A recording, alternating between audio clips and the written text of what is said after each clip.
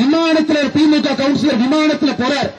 இண்டிகாவுடைய ஏர் hostess கையை பிடித்து ஒரு வாரத்திற்கு முன்பு பிடிச்சு இழுத்து மடியில் உட்கார வச்சு முத்தம் கொடுக்க போறார்.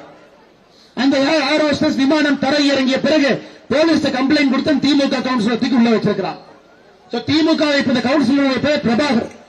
திமுகவை பொறுத்தவரை கீழே இருக்கக்கூடிய நிலத்தில் இருக்கக்கூடிய சகோதரிகள் மீதும் தப்பான முறையில் கை வைக்கிறோம். மேல பறக்கிறாங்க, அங்க இருக்கக்கூடிய விமான பணிப்பெண் மீதும் கை வைக்கிறோம். ஒரு பக்கம் இந்த தவறுக்கு காரணம் திராவிட முன்னேற்ற கழகத்தினுடைய தொண்டர்களே முன்னாடி இருந்து தப்பு பண்றாங்க.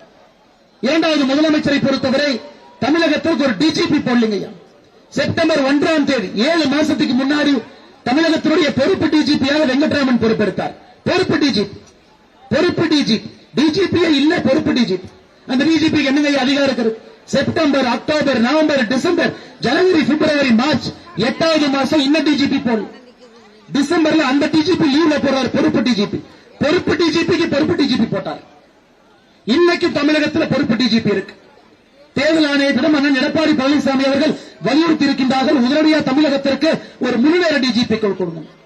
ஒரு பக்கம் காவல்துறையினுடைய கையை கட்டி போட்டு வைத்திருக்கின்றார்கள்.